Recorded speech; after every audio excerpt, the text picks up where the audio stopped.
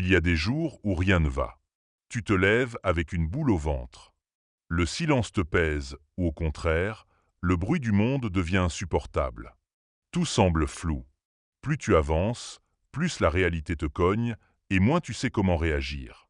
C'est comme être pris dans un orage intérieur, sans parapluie, sans refuge.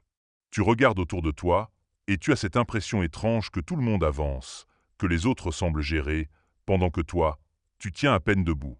Tes pensées tournent en boucle. Tu doutes. Tu t'accuses. Tu cherches un sens, un signe, un soulagement.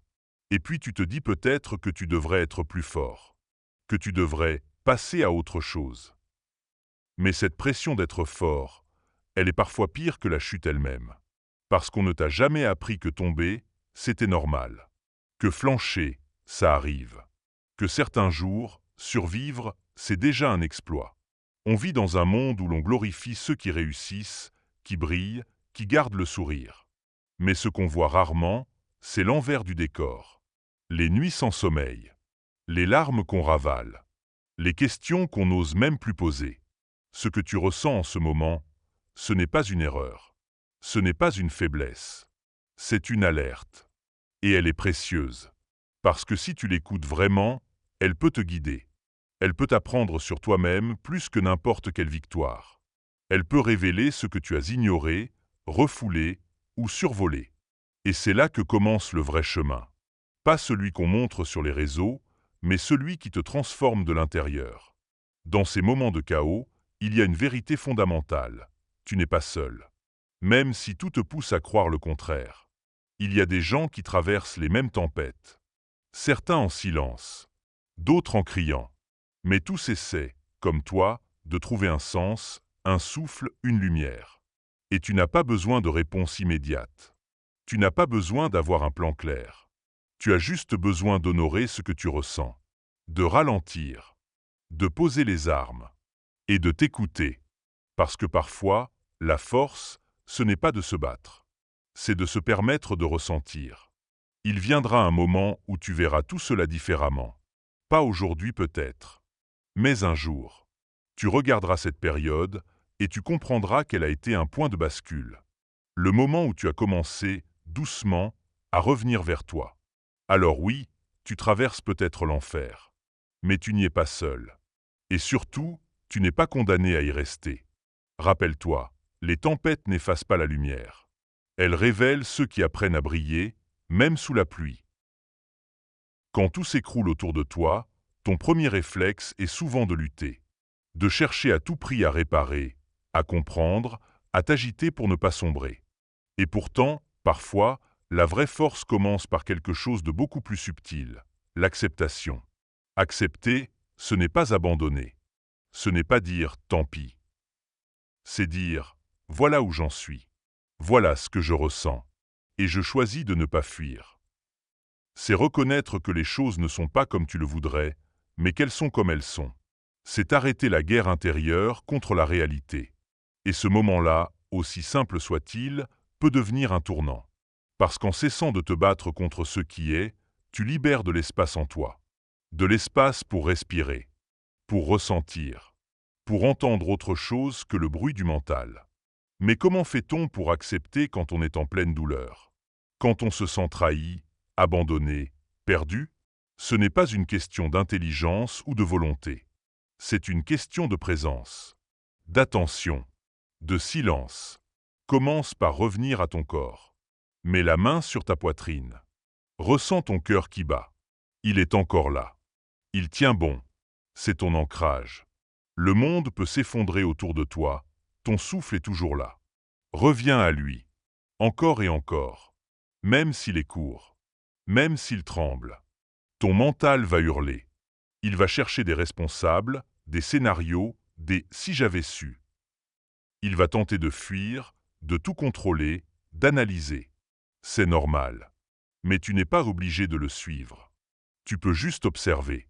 Comme si tu regardais un film en accéléré. Tu n'es pas obligé de t'identifier à tout ce qui traverse ton esprit. Et c'est là que naît le calme. Pas un calme figé. Un calme vivant. Un calme qui accepte les vagues, sans les devenir.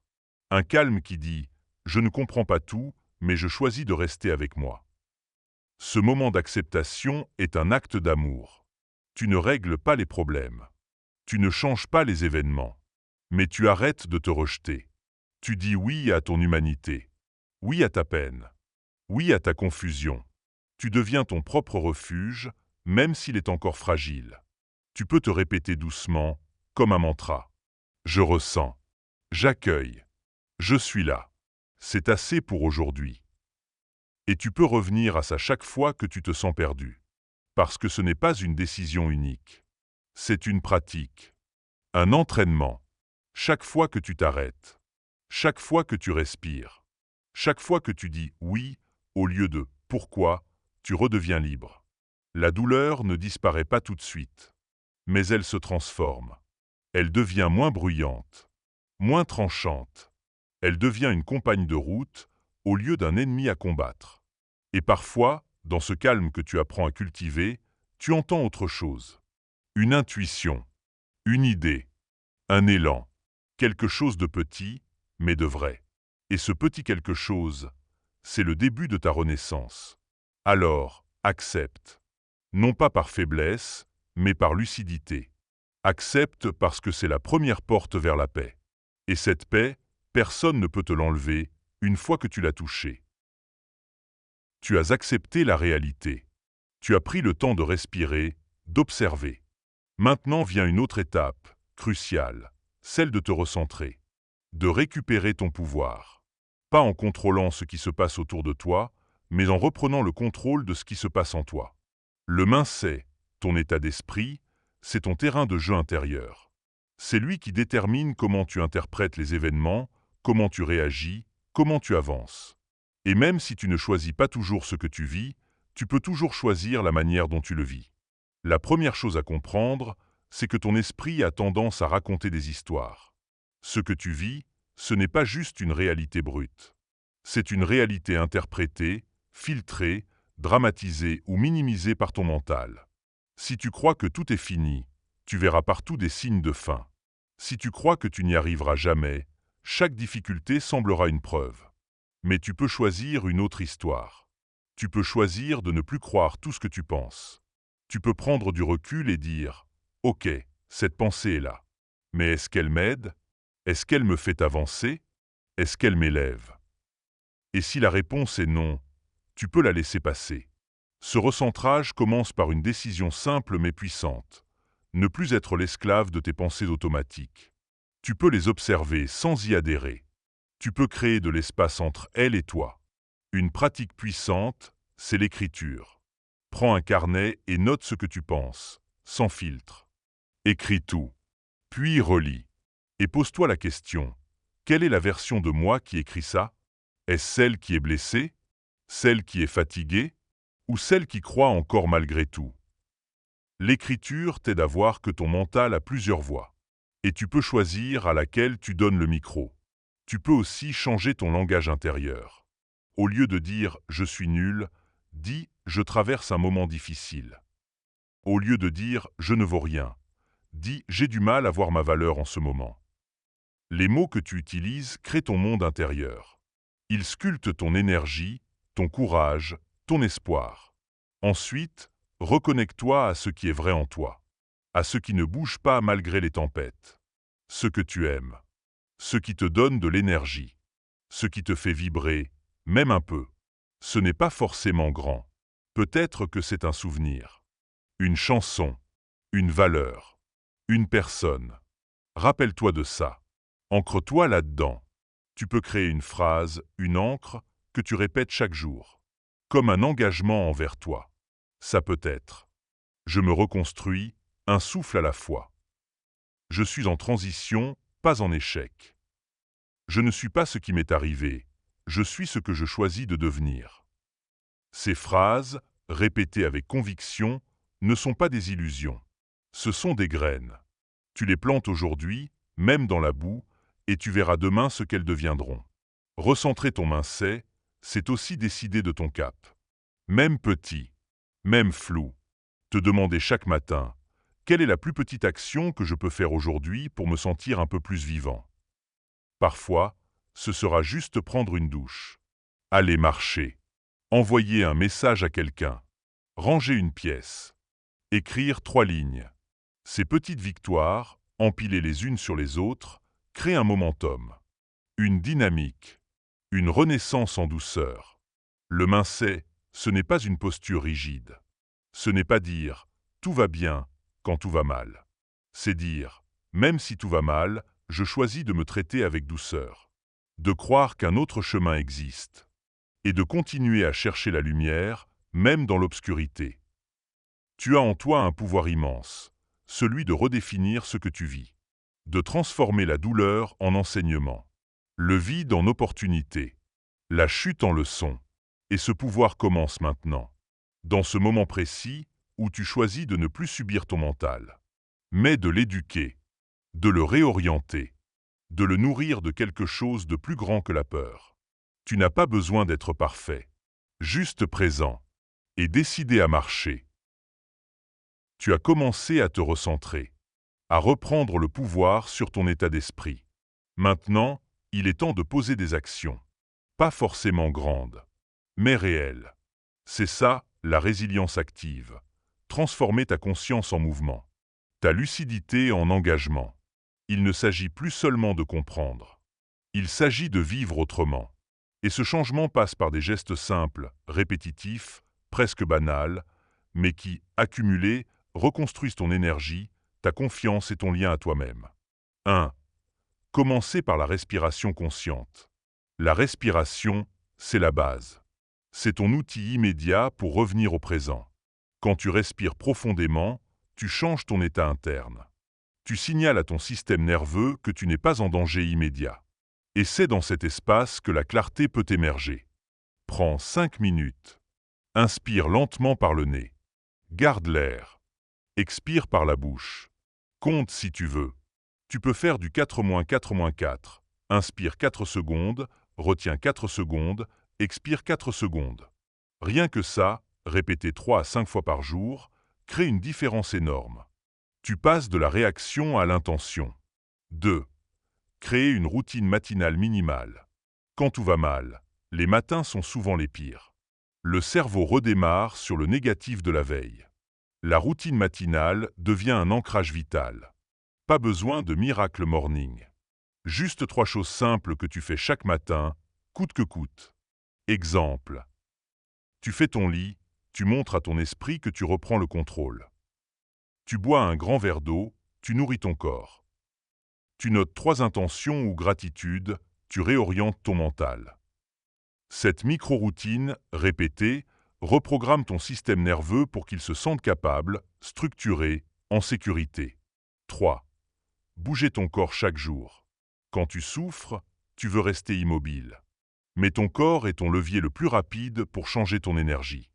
Pas besoin de sport intense. Une marche.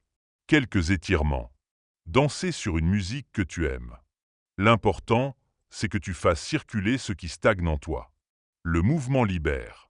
Il réactive la sensation de vie. Il dissout la tension. Il reconnecte le mental au présent. 4. Limiter les pollutions mentales. Ton énergie est précieuse. Tu ne peux pas la gaspiller dans des scrolls infinis ou des contenus anxiogènes. Coupe ce qui nourrit la peur, la comparaison, la distraction toxique. Mets ton téléphone en mode avion le matin. Choisis un moment précis pour consulter les infos ou les réseaux.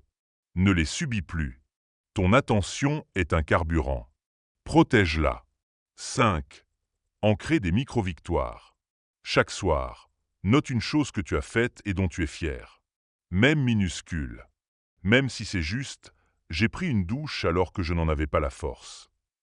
Ces micro-victoires rééduquent ton cerveau à voir ce qui va. Elles brisent la spirale du « je ne fais jamais assez ». Tu peux les écrire sur un carnet ou simplement les dire à voix haute. Ce qui compte, c'est de les reconnaître. 6. Écouter, ressentir, exprimer. La résilience ne se construit pas en évitant les émotions. Elle se construit en les laissant circuler. Crée un espace chaque jour où tu ressens sans juger. Mets une musique qui te touche. Pleure si ça vient. Crie si tu en as besoin. Peins. Écris. Danse. Exprimer, c'est désamorcer. C'est sortir du mental pour revenir au vivant. 7. S'entourer consciemment. Même si tu te sens seul, choisis au moins une personne à qui parler. Pas pour tout raconter, juste pour être en lien. Envoie un message. Propose un appel. Parfois, une simple phrase comme « j'ai besoin d'un peu de présence » suffit. Et si personne n'est là, écoute un podcast inspirant. Lis un livre qui t'élève. Entoure-toi virtuellement d'énergie qui te nourrissent. Ce que tu laisses entrer dans ton monde intérieur a un impact énorme. 8. Planifier le minuscule. Quand on est au fond, planifier à long terme est une torture. Mais planifier une petite chose pour demain, c'est un acte de foi. Ça peut être préparer mes vêtements, choisir mon petit-déj ou envoyer ce mail. Ce sont des mini-engagements avec toi-même. Et les tenir, c'est reconstruire de la confiance. Tu n'as pas besoin de tout faire, ni de tout réussir. Mais si tu choisis une seule de ces pratiques et que tu la fais vraiment, avec régularité, tu verras. Ton énergie va changer. Ton regard va s'éclaircir. Et petit à petit, la résilience ne sera plus un concept.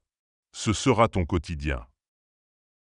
Il y a un moment, dans chaque parcours de reconstruction, où tu réalises que ce que tu as traversé n'est peut-être pas juste une blessure. C'est peut-être un passage, une initiation, une ouverture vers quelque chose que tu n'aurais jamais pu découvrir autrement. Et c'est là que commence la réécriture. Réécrire ne veut pas dire oublier, ni minimiser, ni faire semblant. Réécrire, c'est regarder ce que tu as vécu avec tout ce que ça a de brut, de douloureux, d'injuste, et choisir de lui donner un sens différent. Un rôle plus grand. Un message. Tout événement difficile contient une vérité cachée. Une leçon sur toi, sur la vie, sur ce qui est essentiel. Mais pour l'entendre, il faut accepter de ne plus voir ton passé comme un poids, mais comme une matière. Une matière à transformer. La première étape, c'est de raconter ton histoire autrement. Pas comme une victime, mais comme un survivant, un créateur, un témoin de transformation. Tu n'as pas échoué dans ta vie amoureuse. Tu as appris à ne plus te perdre dans une relation. Tu n'as pas raté ce projet. Tu as découvert ce que tu ne voulais plus sacrifier, ce que tu ne veux plus négocier. Change les mots, change le cadre. Garde les faits, mais change leur lecture. Demande-toi, qu'est-ce que j'ai découvert sur moi que je ne connaissais pas avant cette épreuve? Qu'est-ce que ça m'a appris sur mes limites, mes besoins, mes valeurs? Qui suis-je devenu que je n'étais pas avant? Et là, quelque chose d'incroyable peut se produire. Tu prends goût à cette nouvelle version de toi. Pas parfaite, mais plus vraie, plus éveillée, plus alignée. C'est ça, transformer l'adversité. C'est faire de ta chute un socle, de ton vide, un espace de création, de ta douleur, un canal vers plus d'humanité. Il y a une force incroyable dans le fait de dire « Oui, j'ai souffert, mais je ne laisserai pas cette douleur définir qui je suis. Je vais lui donner un sens. » Tu ne changes pas ce qui s'est passé. Tu changes la place que tu lui donnes dans ton récit. Tu peux même aller plus loin, choisir un symbole, un objet, une image, une phrase, qui représente cette traversée, mais dans sa version lumineuse. Par exemple, si tu es passé par une période de noirceur, tu peux te faire tatouer une luciole. Porteur un bijou avec un mot qui représente ta renaissance. Transformer un lieu qui te faisait souffrir en un rituel de guérison. La réécriture passe aussi par le partage. Raconte ton histoire à quelqu'un qui peut t'entendre. Pas pour te plaindre, mais pour témoigner. Témoigner, c'est reprendre possession du récit. C'est choisir ce que tu transmets, ce que tu incarnes, et ce que tu laisses derrière toi. Et si tu n'as personne, écris, filme-toi, parle à toi-même. Crée un journal vocal. Laisse une trace de ta voix en reconstruction. C'est un acte de pouvoir. L'adversité peut devenir ton plus grand catalyseur. Pas parce que tu l'as choisi, mais parce que tu refuses de la subir éternellement. Tu en fais une énergie, une ressource, un feu. Et tu n'as pas besoin d'avoir tout guéri pour ça. Tu peux être en cours de chemin, encore bancal, encore sensible, et déjà commencer à transformer. Chaque petit geste de réécriture est un acte de souveraineté. Tu reviens au centre. Tu redeviens l'auteur. Souviens-toi, tu n'es pas ce qui t'est arrivé. Tu es ce que tu décides d'en faire. Tu n'es plus la même personne qu'au début de cette chute.